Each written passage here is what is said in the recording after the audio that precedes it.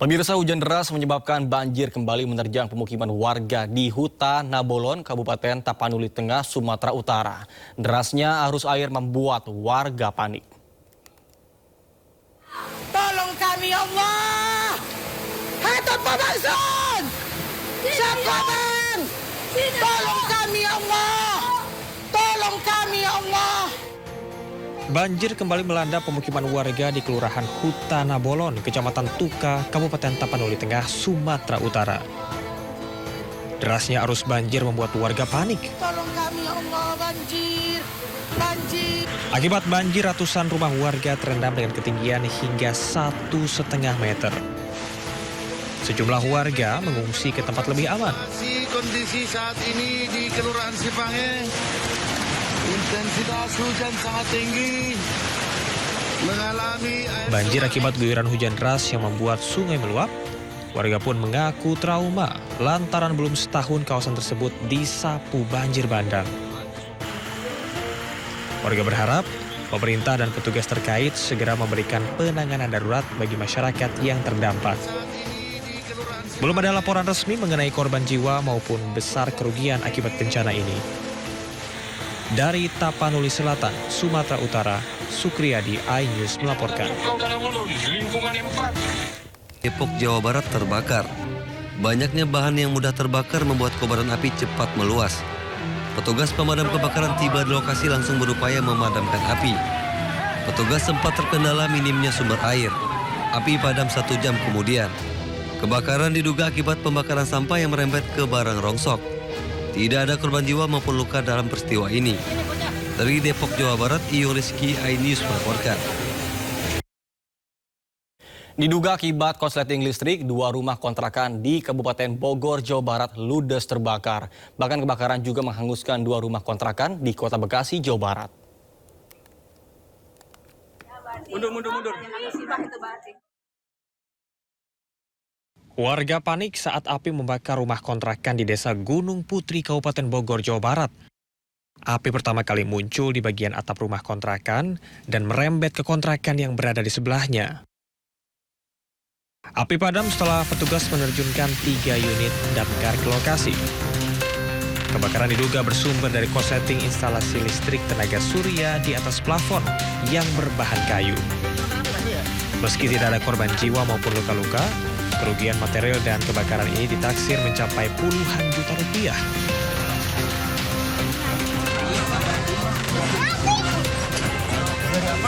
Warga berusaha memadamkan api yang membakar 2 unit rumah kontrakan di Kelurahan Kayu Ringin Jaya, Kecamatan Bekasi Selatan, Kota Bekasi, Jawa Barat. Banyaknya bahan yang mudah terbakar membuat api menghanguskan kedua bangunan beserta isinya. Petugas pemadam kebakaran berhasil memadamkan api sehingga tidak merembet ke bangunan lain. Kebakaran terjadi saat penghuni tidak berada di kontrakan. Dugaan sementara akibat korsleting listrik. Tidak ada korban jiwa dan polisi masih menyelidiki penyebab pasti kebakaran. Dari Kabupaten Bogor dan Bekasi, Jawa Barat, Cahyat Supriyatna, Rahmat Hidayat, iNews melaporkan.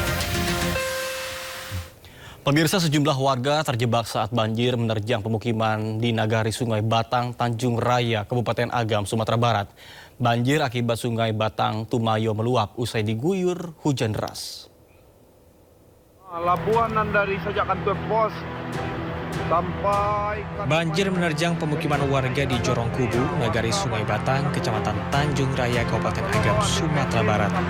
Derasnya arus membuat warga terjebak dan terpaksa bertahan di rumah masing-masing. Banjir akibat luapan Sungai Batang Tumayo usai diguyur hujan deras beberapa jam.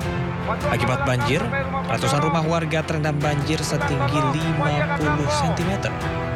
Petugas gabungan datang ke lokasi dan mengevakuasi sejumlah warga, dan warga diminta tetap waspada terhadap potensi bertambahnya debit air mengingat curah hujan di kawasan hulu masih tinggi.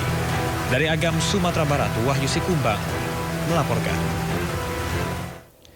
Pemirsa, hujan deras menyebabkan banjir kembali menerjang pemukiman warga di Huta Nabolon, Kabupaten Tapanuli Tengah, Sumatera Utara. Derasnya arus air membuat warga panik. Tolong kami ya Allah. Hatut pemangsun. Siapkan. Tolong kami ya Allah. Banjir kembali melanda pemukiman warga di Kelurahan Hutana Bolon, Kecamatan Tuka, Kabupaten Tapanuli Tengah, Sumatera Utara. Derasnya arus banjir membuat warga panik. Tolong kami ya Allah, banjir. Banjir. Akibat banjir, ratusan rumah warga terendam dengan ketinggian hingga 1,5 meter. Sejumlah warga mengungsi ke tempat lebih aman. Kondisi saat ini di Kelurahan Sipange, intensitas hujan sangat tinggi, mengalami Banjir akibat guyuran hujan deras yang membuat sungai meluap. Warga pun mengaku trauma lantaran belum setahun kawasan tersebut disapu banjir bandang.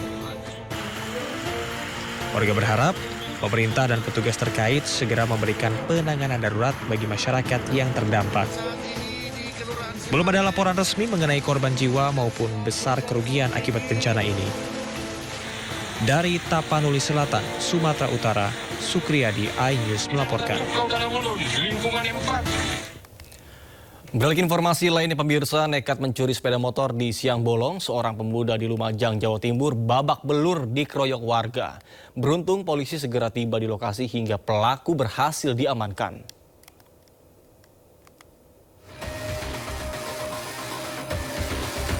Rekaman kamera pengawas merekam dua pelaku curanmor hendak mencuri sepeda motor yang terparkir di Lumajang, Jawa Timur. Saat salah satu pelaku hendak membawa kabur motor curian, penjaga toko yang mengetahui langsung berteriak hingga memancing perhatian warga.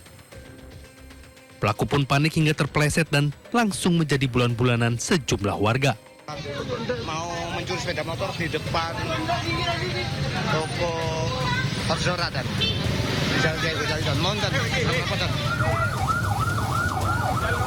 Beruntung, polisi yang datang ke lokasi berhasil mengamankan pelaku hingga selamat dari amukan warga. Pelaku langsung digelandang ke Mapolsek Lumajang Kota, sementara satu pelaku lain berhasil kabur. Pelaku sebanyak 2 orang, salah satu mengambil dan yang satu karena diteriaki maling oleh korban, akhirnya pelaku yang satu melarikan diri dan yang satu berhasil diamankan. Sementara itu, kasus pencurian sepeda motor ini ditangani Satreskrim Polres Lumajang. Polisi kini memburu satu pelaku lain yang telah diketahui identitasnya.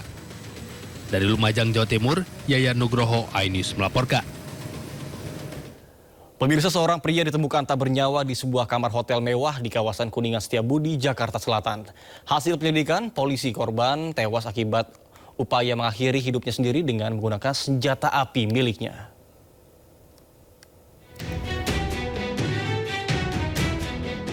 Seorang pria berusia 47 tahun berinisial WH ditemukan tewas di balkon salah satu hotel mewah di kawasan Kuningan Setiabudi, Jakarta Selatan pada Rabu 15 Juli. Polisi yang menerima laporan bergerak ke lokasi melakukan penyelidikan dengan memeriksa CCTV dan juga mengambil keterangan saksi yaitu istri korban.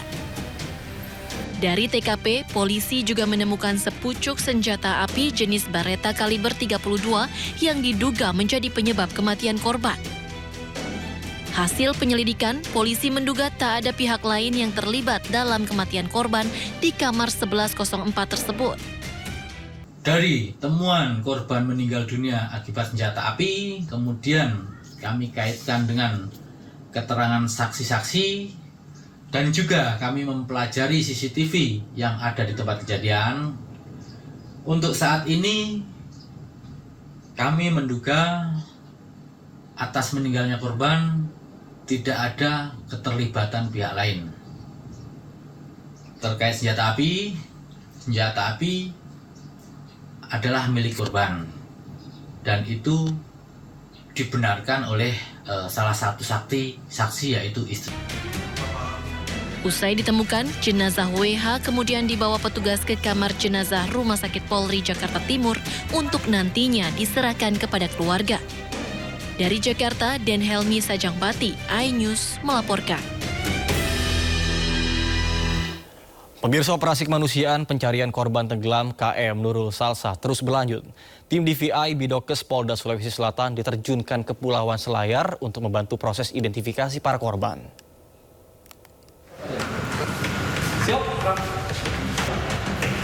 11 personil tim DVI Bidokes Polda Sulawesi Selatan diberangkatkan dari kota Makassar menuju Kabupaten Kepulauan Selayar. Tim yang terdiri dari personal Dokpol dan forensik ini membawa 3 kendaraan operasional beserta peralatan identifikasi korban. Mereka menempuh perjalanan darat menuju Bulukumba, kemudian menyeberang ke Selayar dan melanjutkan perjalanan ke Pulau Jampea, lokasi terdekat dengan operasi pencarian. Keberangkatan tim DVI dilakukan untuk mendukung misi kemanusiaan menyusul tenggelamnya KM Nurul Salsa yang mengangkut 78 penumpang. Hingga hari ketiga pencarian, sebanyak 24 penumpang masih dinyatakan hilang. 1 korban meninggal dunia dan sisanya selamat. Kita akan berangkat ke sana melaksanakan tugas operasi DVI ya, sesuai dengan perintah pimpinan. Besok mudah-mudahan kita bisa tiba di sana. Kita akan berkoordinasi dengan instansi terkait yang sudah ada mendahului di lokasi. Ya. Mudah-mudahan kegiatan operasi DVI yang kita laksanakan terkait dengan kecelakaan kapal laut ini nanti bisa terlaksana lancar dan aman. Kehadiran tim DVI diharapkan dapat mempercepat proses identifikasi korban hilang yang ditemukan dalam operasi pencarian yang masih terus berlangsung. Dari Makassar, Sulawesi Selatan, Muhammad Nurbone, Ainus melaporkan. Pemirsa, tim Satuan Reserse Polsek dan Polres Metro Bekasi Kota berhasil mengungkap 77 kasus tindak pidana pencurian kendaraan bermotor yang kerap kali meresahkan warga di Kota Bekasi.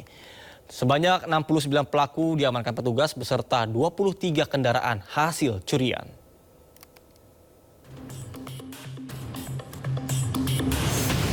Inilah rekaman video amatir terlihat petugas gabungan reserse kriminal dari Polsek dan Polres Metro Bekasi Kota meringkus para tersangka pencurian kendaraan bermotor dengan pemberatan atau curat dan kekerasan atau curas yang kerap kali meresahkan warga Kota Bekasi. Dari 69 tersangka yang diamankan, 18 tersangka diantaranya merupakan residivis dengan kasus yang sama. Bahkan dalam aksinya, para tersangka ini tidak segan-segan akan melukai korbannya apabila melakukan perlawanan.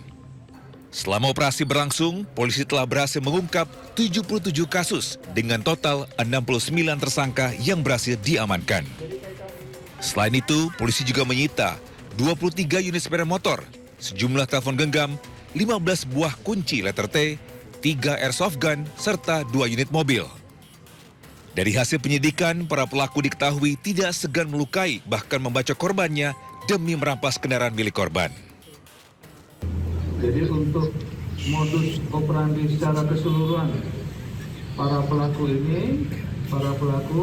antara lain melakukan kejahatan dengan membacok korban menggunakan senjata tajam dan mengambil kendaraannya. Polisi memastikan akan terus meningkatkan patroli dan penindakan guna menekan angka kejahatan jalanan serta memberikan rasa aman kepada masyarakat di wilayah Kota Bekasi. Dari Bekasi, Jawa Barat, Rahmat Hidayat, Ainus melaporkan. Pemirsa, ratusan pengemudi ojek online geruduk kantor penagih utang di Kabupaten Bandung, Jawa Barat. Kejadian dipicu ulah penagih utang menyita sepeda motor milik seorang pengemudi ojek online. Dengan kompo, koko macet kompo. Ratusan pengemudi ojek online dan warga menggeruduk sebuah bangunan yang diduga sebagai kantor debt collector di wilayah Koposayati, Kecamatan Margahatu, Kabupaten Bandung, Jawa Barat, Jumat malam. Aksi penggerudukan ini diduga akibat motor seorang pengemudi ojol ditarik debt collector atau penagih utang pada Jumat sore. Rekan korban tidak terima lantaran motor tersebut telah lunas. Hingga saat ini, sepeda motor tersebut belum diketahui keberadaannya dan belum dikembalikan kepada korban. Keributan berhenti setelah polisi datang ke lokasi. Itu diberhentiin, tapi secara paksa, dan dia minta dendanya itu nominalnya agak lumayan. Cuman posisi motor korban itu udah lunas semua, PPKP ada, STNK ada. Satreskrim Polresta Bandung telah mengamankan 8 orang dari 2 kabupaten tersebut dan saat ini masih dilakukan pemeriksaan oleh pihak penyidik. Adapun motif dari tindak keributan tersebut, kami mendapat menyimpulkan para pihak masih akan pemeriksaan oleh penyidik. Polisi juga mengamankan sejumlah pengemudi ojol dan penagih utang untuk dimintai keterangan. Dari Kabupaten Bandung, Jawa Barat, Yuan Pangestu, iNews melaporkan. Beralih informasi lainnya pemirsa, KDRT rekaman CCTV mengungkap detik-detik kekerasan yang dialami oleh ibu muda di Pematang Siantar, Sumatera Utara. Usai video viral, korban melaporkan suaminya ke polisi.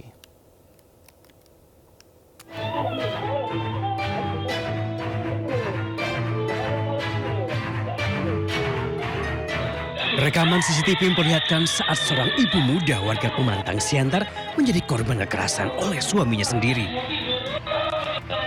Yang membuat miris, aksi ini terjadi saat bayi mereka berada jauh dari korban. Menurut pengakuan korban, kekerasan sudah berulang kali terjadi sejak awal pernikahan. Bahkan, persoalan sepele sering berujung pemukulan dan penganiayaan. Tak sanggup lagi menahan kekerasan yang kerap dialaminya, korban memutuskan mengunggah rekaman CCTV ke media sosial. Usai unggahan viral, korban melaporkan kasus KDRT yang dialaminya ke Mapolres Pematang Siantar.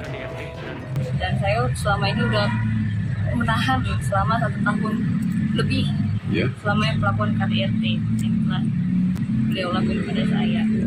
Paling sering dia melakukan kekerasan itu di bagian apa, Kakak? Leher saya sering dicekek sampai tenggorokan saya sakit, kepala saya juga sering dipukul, pernah diterantuk juga ke dinding. Usai dilaporkan, pelaku akhirnya menyerahkan diri. Korban yang sempat berharap suaminya jerah kini memilih melanjutkan proses hukum. Di Pematang Siantar, Sumatera Utara, Dharma Setiawan, iNews melaporkan.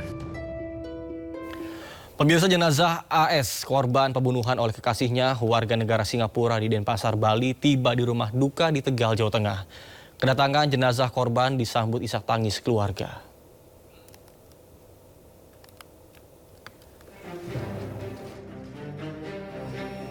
Puluhan warga desa Mindaka, Kabupaten Tegal, Jawa Tengah menyambut kedatangan jenazah AS, korban pembunuhan oleh kekasihnya sendiri.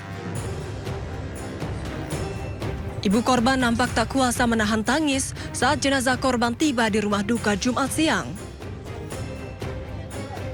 Kini jenazah korban telah dimakamkan di pemakaman umum setempat. Ayah tiri korban, Muklis, menuntut pelaku dihukum seberat-beratnya karena telah menghilangkan nyawa dengan keji. Pihak harapan keluarga dihukumnya seberat-beratnya lah, karena dia udah membawa nyawa seperti itu. Itu aja. Harus seberat-beratnya.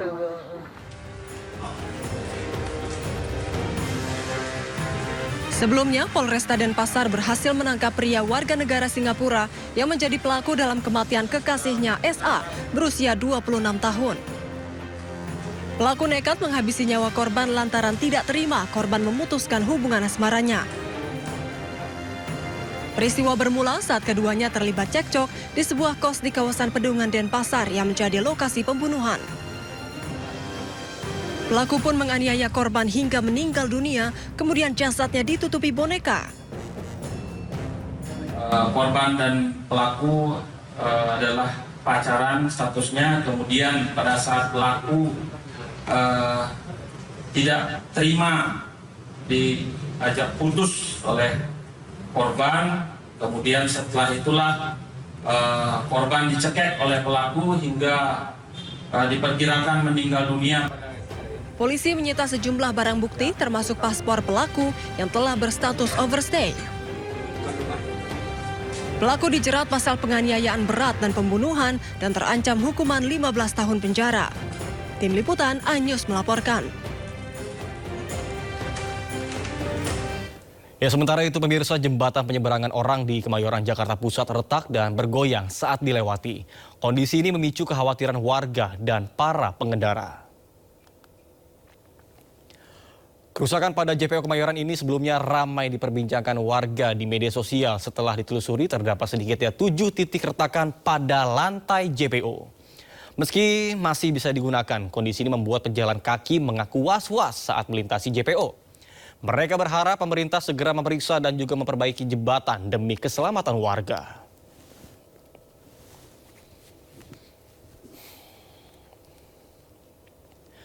Pemirsa, kecelakaan beruntun melibatkan 6 kendaraan terjadi di ruas tol Jor, Cakung, Jakarta Timur. 1 orang tewas dan sejumlah orang lainnya luka-luka. Berapa mobil? Kecelakaan beruntun terjadi di ruas tol Jakarta Auto Ring Road yang mengarah ke Tanjung Priok Sabtu siang. Kecelakaan terjadi saat jalan sedang padat, tiba-tiba dari arah belakang truk kontainer menabrak bagian truk kontainer lain di depannya hingga menimbulkan kecelakaan beruntun dan menabrak kendaraan lain di depannya. Pengemudi truk kontainer yang diduga menjadi pemicu kecelakaan tewas di lokasi. Sementara sejumlah pengemudi yang mengalami luka-luka langsung mendapat penanganan medis petugas. Saya dari ditabrak dari belakang, Pak. Posisinya kan lagi macet nih, keluar tol. Langsung tiba-tiba langsung ditabrak aja mobil saya dari belakang. Langsung beruntun, posisi kan lagi macet. Berapa kendaraan, Pak? Ada berapa? 6 apa? Soalnya saya nggak lihat-lihat ke depan. Total 6 kendaraan terlibat kecelakaan dan langsung dievakuasi petugas patroli jalan raya dan jasa marga. Akibat kecelakaan ini sempat terjadi kemacetan panjang terjadi dari arah Bekasi menuju ke Tanjung Priok. Dari Jakarta, Rio Manik, iNews melaporkan.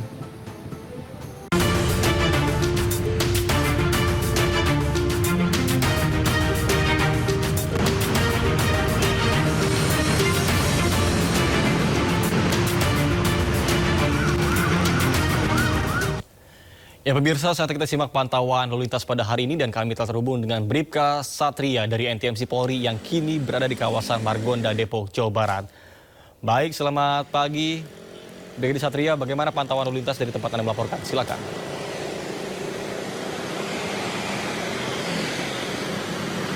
Ya baik, terima kasih Nata dan juga selamat pagi pemirsa. Hingga saat ini Car Free Day Margonda Depok masih dipenuhi oleh warga sekitar yang ingin menghabiskan libur akhir pekannya di kawasan di tempat saya melaporkan saat ini. Dan memang Car Free Day Margonda Depok ini sudah berlangsung sejak pukul 6 pagi tadi hingga pukul 9 pagi nanti. Jadi bagi Anda warga sekitar Depok masih dapat menikmati Car Free Day di kawasan Depok tempat saya melaporkan. Dan sementara untuk lalu lintas di sekitar kawasan Car Free Day dapat saya gambarkan secara umum masih dalam keadaan cukup ramai dari berbagai arahnya, baik untuk kendaraan dari arah Jalan Baru atau dari arah Jalan Raya Bogor.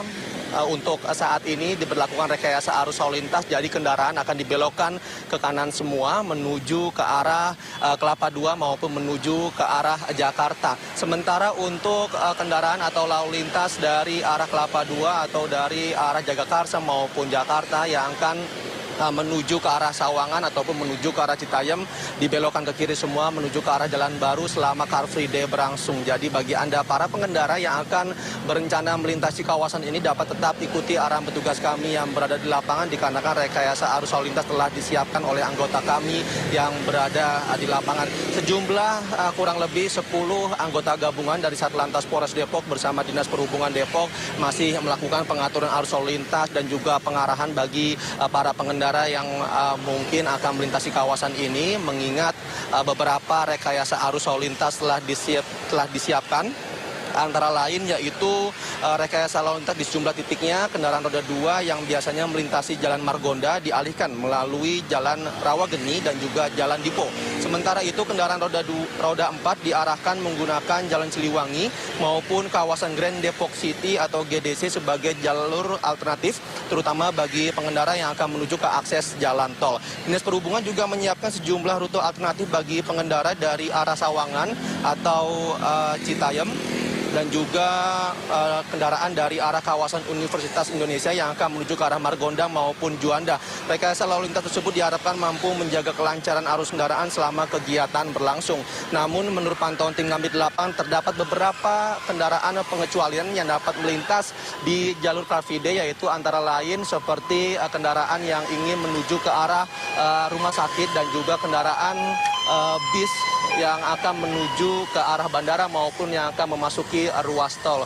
Jadi bagi Anda para pengendara sekali lagi kami himbau dapat tetap ikuti arahan petugas kami yang berada di lapangan. Selain itu juga hingga saat ini masih banyak warga sekitar yang menghabiskan libur akhir pekannya dengan berolahraga, dengan bersepeda dan juga cukup banyak stand-stand UMKM di sepanjang jalur tersebut. Bagi Anda para pengendara juga dapat dihimbau jika melintasi kawasan ini dapat tetap menjaga batas kecepatan maksimal kendaraan Anda. Selain itu juga perlu kami informasikan berdasarkan data IRSMS Korlantas Polri, angka kecelakaan lalu lintas di seluruh Indonesia selama 1 kali 24 jam sepanjang hari kemarin telah terjadi 242 kasus kecelakaan lalu lintas dengan rincian korban antara lain yaitu 28 meninggal dunia, 46 luka berat dan juga 307 luka ringan.